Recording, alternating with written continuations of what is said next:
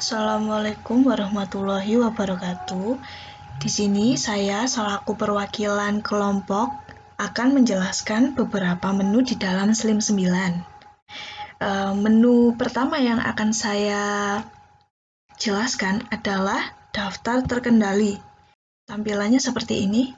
Daftar terkendali atau master file ini sangat berpengaruh di dalam Slim 9. Mengapa begitu?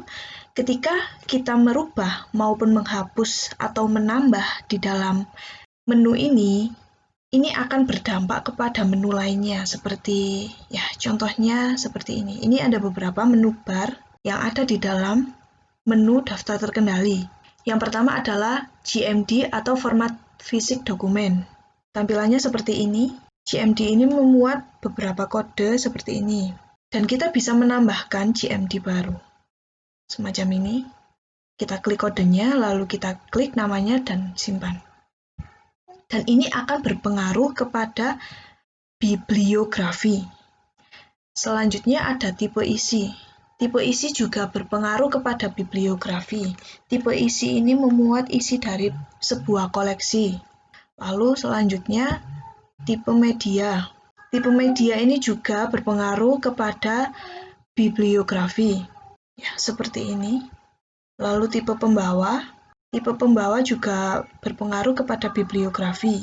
Ini contohnya seperti ini. Lalu penerbit. Penerbit ini hanya bisa diedit di dalam master file. Ini sebenarnya ada juga di bibliografi. Ini saya contohkan. Ini kita edit, lalu kita lihat seperti ini. Misalkan, penerbit ini hanya bisa diganti di dalam menu master file atau daftar terkendali tadi. Selanjutnya, agen. Agen ini juga berpengaruh kepada bibliografi. Agen ini seperti kita membeli sebuah buku di sebuah agen yang menjual buku tersebut. Jadi agen ini menjelaskan tentang seseorang atau penjual buku di mana kita membeli buku tersebut. Lalu ini pengarang. Selanjutnya pengarang. Pengarang ini berisi nama pengarang dari buku yang kita input ke dalam Slim 9. Subjek. Subjek ini juga berpengaruh kepada bibliografi. Contohnya seperti ini. Subjek ini memuat beberapa nama dari koleksi kita. Lalu lokasi. Lokasi ini berpengaruh kepada penyimpanan kita. Misalkan kita akan menginput sebuah koleksi di gedung A, lalu kita menginput lagi koleksi bahan pustaka di gedung B. Jadi kita ini dimudahkan dengan cara kita mengisi kode koleksi ini, lalu kita akan mencarinya dengan cara cari seperti ini. Jadi kita bisa dengan mudah mendapatkan atau menemukan bahan koleksi tanpa harus susah-susah mencari judul bahan koleksinya. Jadi kita bisa langsung menuju ke tempatnya, ke tempat penyimpanannya. Selanjutnya ini tempat. Di sini tempat publikasi. Tempat publikasi bahan koleksi. Di sini. Kita juga bisa menambahkan tempat baru, misalkan mau nambah Korea, atau Cina, atau Jepang, seperti itu. Di sini status eksemplar. Status eksemplar ini menandakan bahwa buku ini berstatus seperti apa. Misalkan ini seperti missing atau hilang, noloan ini tidak ada pinjaman, repair ini dalam masa perbaikan. Dan kita juga bisa menambahkan tambah status eksemplar baru. Lalu ini tipe koleksi. Tipe koleksi ini seperti buku novel atau buku referensi atau buku cerita, buku apalah gitu, seperti itu. Lalu kita juga bisa menambahkan tipe koleksi yang akan kita input. Selanjutnya adalah bahasa dokumen. Bahasa dokumen adalah bahasa yang kita gunakan. Di sini ada English, Indonesia. Kita juga bisa menambahkan bahasa yang akan kita gunakan. Seperti kita akan menggunakan bahasa Jepang, Korea, Cina, atau semacamnya. Lalu selanjutnya adalah label. Label ini berpengaruh juga di dalam bibliografi. Ya, seperti ini. Misalkan saya beri contohnya di dalam ini, misalkan. Nah, nih. Nah, ini label new title, favorite title, dan multimedia. Jadi label ini berisi new title, favorite title, dan multimedia. Lalu kita kembali lagi, selanjutnya setelah label adalah kala terbit. Kala terbit ini memuat tahun terbitan. Misalkan kita akan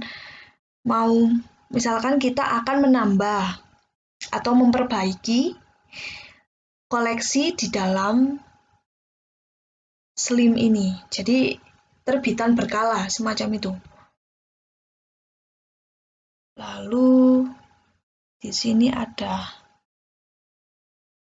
plat dan salin katalog.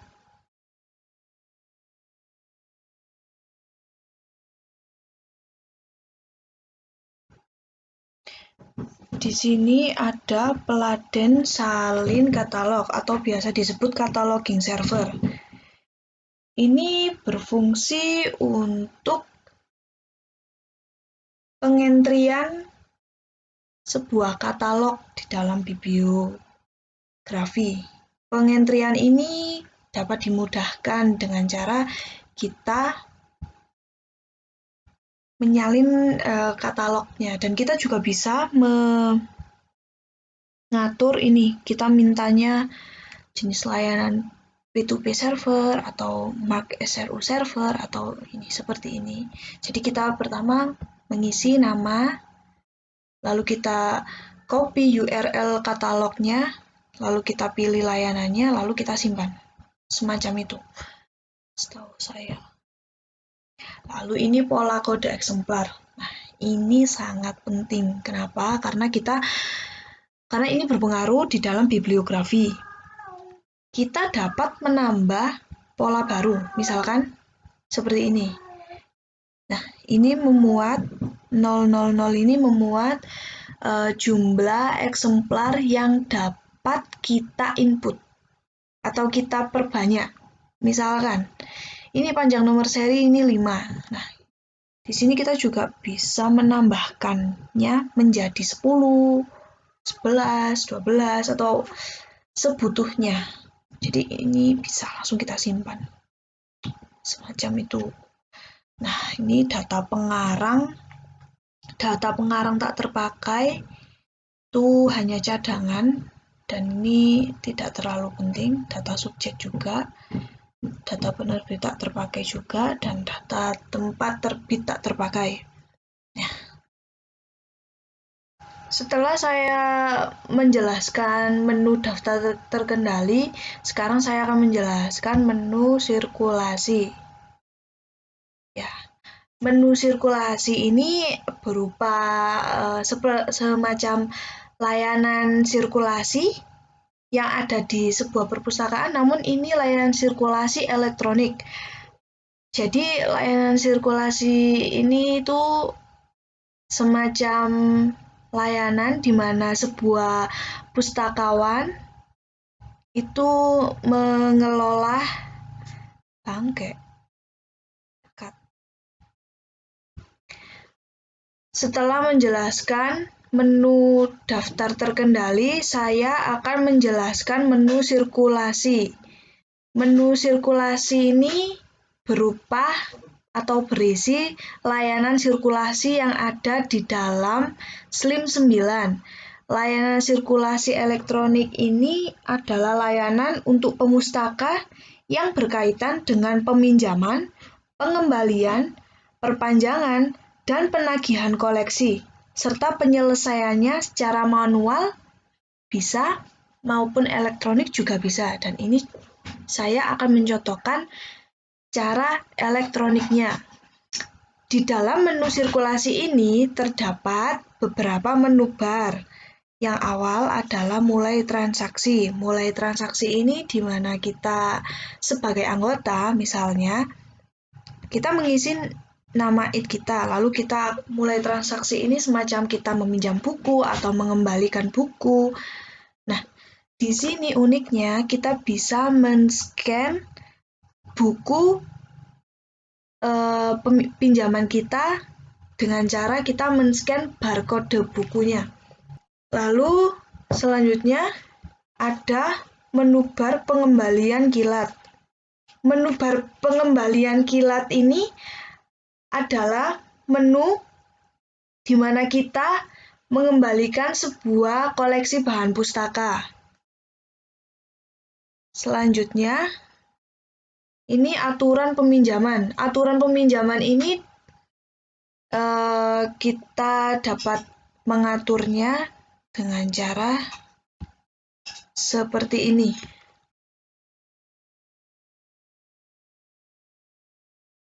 Kita dapat mengatur seperti ini. Tipe keanggotaan misalkan mahasiswa atau dosen ya. Sekarang kita karena di sini ada mahasiswa, kita ganti aja. Mahasiswa 2. Lalu tipe koleksi karena mungkin kita nantinya akan meminjam banyak buku atau banyak jenisnya, jadi kita klik semua saja. Lalu GMD atau tipe fisik bukunya itu seperti apa, kita klik semua. Lalu jumlah pinjaman maksimal kita meminjam, kita tulis 3. Periode peminjamannya, waktu lama peminjaman mungkin maksimal 7 hari. Lalu kali perpanjangan ini kita bisa mengisi 2 kali. Denda harian sesuai, kita isi 500. Lalu toleransi keterlambatan, mungkin minimal 2 kali peminjaman, 2 hari, 3 hari peminjaman, kita isi 3 hari saja.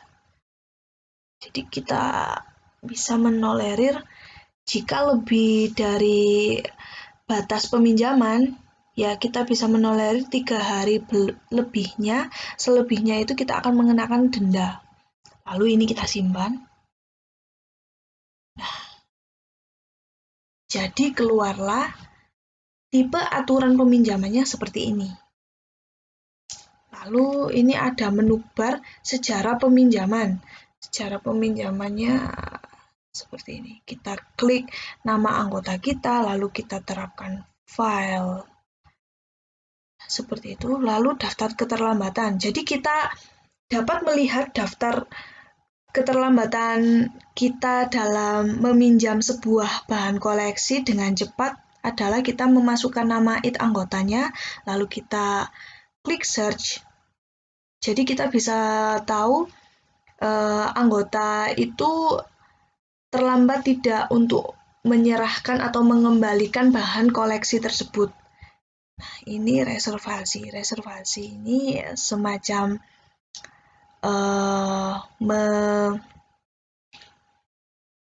reservasi ini semacam memesan buku yang akan kita pinjam. Misalkan kita tidak bisa langsung ke sana atau kita tidak bisa langsung ke dalam perpustakaan tersebut, kita dapat mereservasi bahan koleksi tersebut dengan cara seperti ini.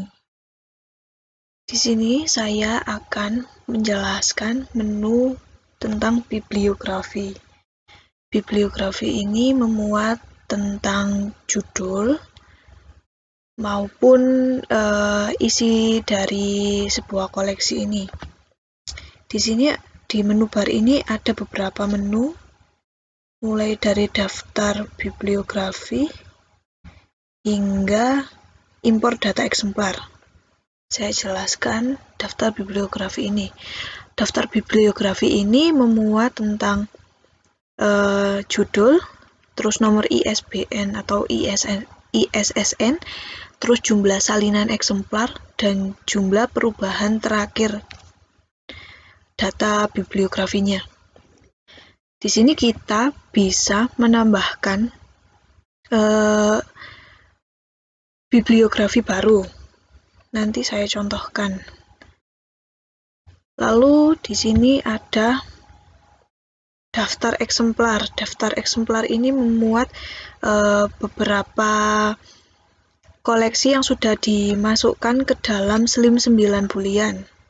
Lalu ini daftar eksemplar keluar.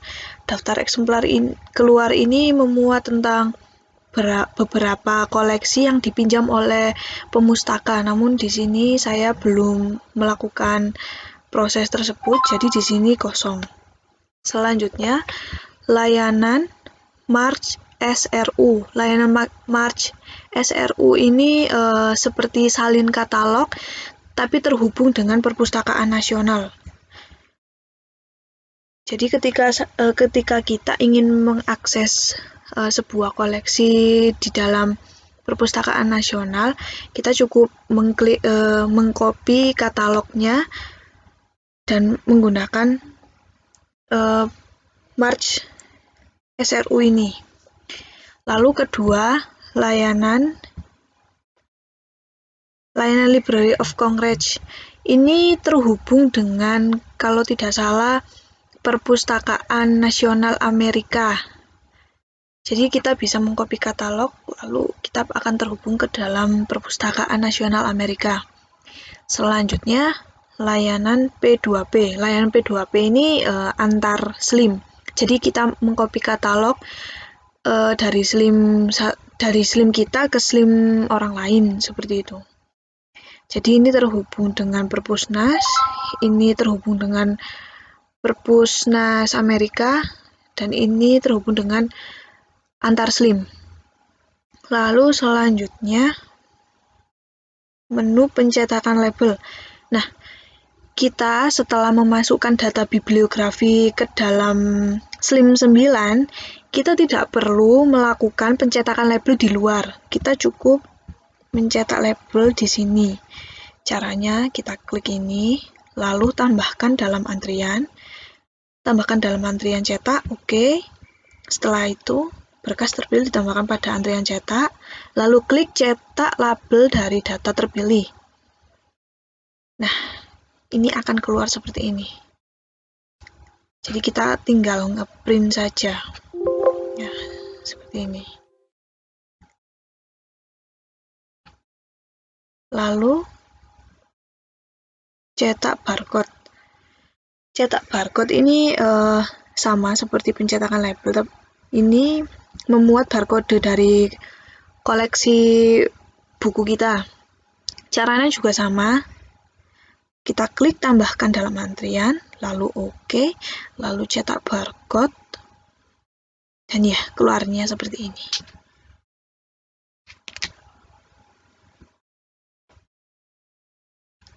Selanjutnya ini ekspor data March.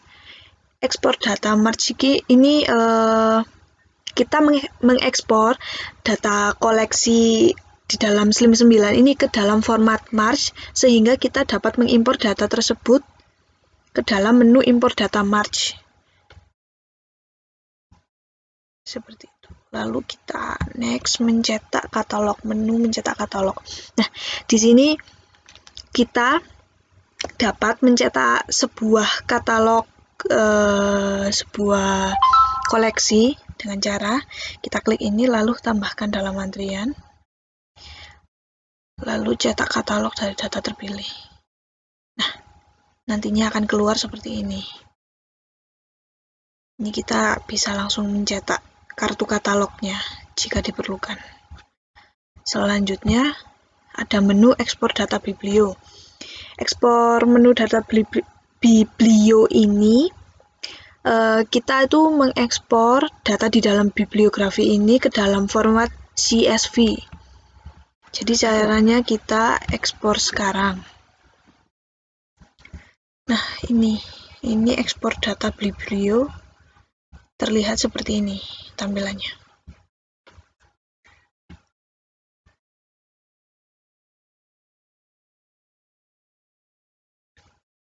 Lalu, ini impor data biblio. Setelah kita download data biblio yang tadi, kita impor. Dengan cara kita klik ini, lalu kita masukkan data CSV, berbentuk CSV tadi. Selanjutnya, menu ekspor data eksemplar. Menu ekspor data eksemplar ini kita mengekspor data koleksi kita, data eksemplar koleksi kita ke dalam berkas CSV. Nah, ini tampilan pengeksporan data eksemplar dalam bentuk CSV.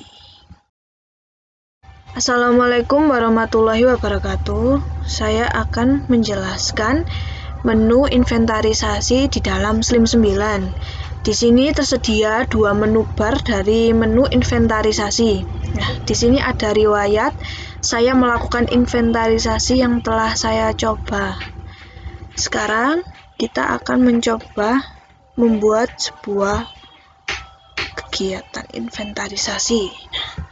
Nama inventarisasi ini biasanya diisi dengan tahun ajaran, masa berlaku semesternya. Misalkan 2020 semester 2. Lalu GMD ini kita bisa memilih bentuk koleksi apa yang akan kita inventarisasikan. Tapi untuk memperkecil kemungkinan kesalahan, kita memilih teks salah satu ini, teks, art original, chart, atau yang lainnya.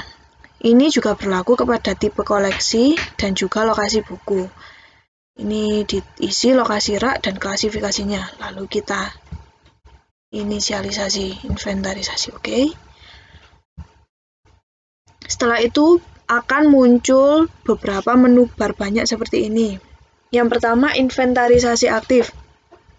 Inventarisasi aktif ini adalah pemindaian kode eksemplar sebuah buku. Jadi kita dapat memindai sebuah koleksi buku dengan eksemplar dengan cara Jadi di sini kita dapat memindai sebuah bahan koleksi dengan cara memindai kode eksemplarnya. Misalkan kita coba ini. Lalu kita klik ubah status. Nah, di sini tercantum ada koleksi buku yang tersedia. Dan ini statusnya ada. Lalu kita lihat. Oh ya, sebelumnya kita juga bisa memakai cara lain, yaitu menggunakan Open Barcode Reader. Jadi kita bisa men-scan barcode dari buku tersebut, sebuah koleksi tersebut. Nah, selanjutnya laporan inventarisasi. Laporan inventarisasi ini seperti ini. Jadi ini terlihat bahwa status eksemplar yang sudah saya pindai atau diperiksa ini satu, yang tadi. Nah, ini seperti ini tampilannya. Lalu ini juga bisa diunduh laporannya, laporan inventarisasinya. Selain itu ada menu bar eksemplar hilang. Nah, ini kita bisa mencari sebuah koleksi dari beberapa eksemplar yang banyak itu bagaimana, apakah ada yang hilang atau enggak. Jadi kita bisa dengan cara menulis judul atau nomor ISBN-nya. Lalu ada menu catatan inventarisasi. Ini catatan inventarisasi adalah waktu kita menginventarisasikan sebuah koleksi atau kita melakukan kegiatan inventarisasi. Jadi ini ada catatan inventarisasi. Selanjutnya ada unggah data. Ini unggah data ini adalah kita men-scan barcode dari kode eksemplar, lalu kita unduh dengan format txt, lalu kita masukkan ke dalam browser, lalu kita unggah berkasnya. Jadi kita bisa dengan mudah melakukan inventarisasi. Setelah mengunggah kegiatan inventarisasi, kita melakukan resinkronisasi. Resinkronisasi ini adalah kegiatan memperbarui data bibliografi di dalam sebuah daftar inventarisasi. Jadi data di dalam bibliografi yang memuat eksemplar itu akan diperbarui. Setelah itu kita klik selesaikan inventarisasi. Nah, ini ada opsi buang data eksemplar hilang. Jika Anda klik ya, maka eksemplar yang tidak tercantum di dalam daftar inventarisasi akan hilang. Tapi sebaiknya saya sarankan tidak, sebelum Anda mengecek betul itu koleksinya berguna atau enggak. Lalu kita klik selesai. Oke. Nah, menunya akan keluar seperti ini, dan ya, menu bar yang banyak tadi sudah hilang dan tergantikan dengan data yang saya buat. Jadi seperti ini. Semoga bermanfaat. Nah, menu selanjutnya yang akan saya jelaskan adalah ini, menu keanggotaan. Menu keanggotaan ini berisi tentang daftar-daftar anggota yang meminjam sebuah koleksi. Ini tampilan awalnya, dan ini ada beberapa menu bar. Yang pertama adalah kita melihat tipe anggota. Seperti ini. Tipe keanggotaan ini dapat diatur di dalam menu sirkulasi. Sebelumnya ini sudah diatur dan sudah ada tipe keanggotaannya seperti ini. Lalu kita juga bisa menambahkan tipe anggota baru. Caranya seperti ini. Tipe keanggotaan saya tulis mahasiswa. Jumlah pinjaman mungkin 3 buku. Lama peminjaman 1 minggu. Reservasi ya dimungkinkan. Jumlah reservasi kita tulis langsung 3. Masa keanggotaan 1 bulan. Kali perpanjangan 2 kali. Jadi kita dapat memperpanjang masa pinjam buku ini sebanyak 2 kali. Lalu denda per harinya Rp500 dan toleransi keterlambatan 3 hari setelah peminjaman, batas peminjaman. Jadi semisal kita meminjam buku dan batas peminjamannya adalah 7 hari atau 1 minggu, kita dapat mengembalikan buku tersebut dengan toleransi keterlambatan sebanyak 3 hari saja. Karena tadi sudah ada nama mahasiswa, jadi kita tulis mahasiswa 2 semacam ini. Lalu simpan.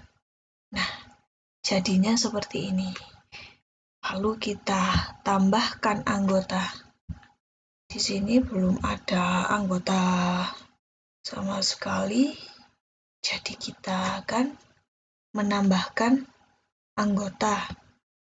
ID anggota ini biasanya diisi dengan nomor NIM dari seorang mahasiswa. Idealnya seperti itu. Kita menulis ID anggotanya dengan nomor, saya contohkan dengan nomor acak. Nama anggota mungkin Haji. Tanggal lahir. Ya, ini aja ya.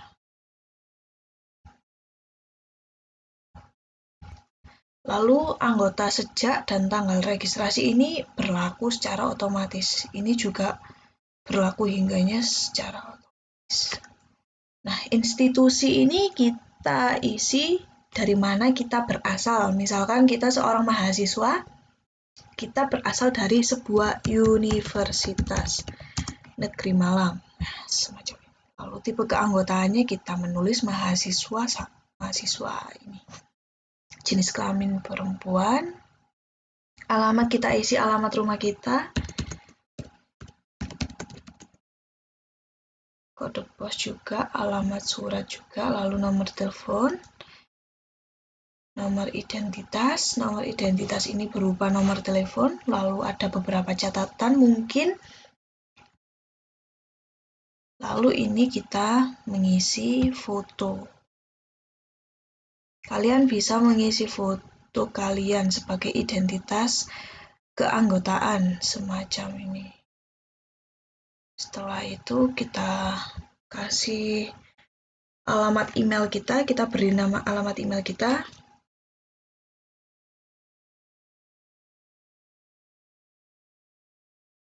Lalu kita simpan. Sehingga nantinya kita akan keluar seperti ini, nama keanggotaan. Dan kita akan terlihat di daftar anggotanya. Lalu selanjutnya ada pencetakan kartu anggota. Pencetakan kartu anggota ini kita dipermudah. Jadi kita tidak perlu mencetak kartu anggota ini di luar. Jadi kita bisa mencetaknya di dalam Slim 9 ini. Caranya adalah kita klik ini, lalu tambahkan dalam antrian, lalu klik OK. Ini klik OK, lalu kita klik cetak kartu anggota dari data terpilih. Nah, akan keluar seperti ini. Nah, ini tampilannya seperti ini. Lalu kita print. Semacam ini tampilannya. Dan ini ekspor data anggota. Ekspor data anggota ini kita mengekspor data anggota yang meminjam koleksi bahan pustaka seperti ini dalam bentuk berkas, yaitu bernama CSV. Nah, seperti ini. Ini ekspor data anggota yang meminjam berapa eksemplar koleksi bahan pustaka, semacam itu.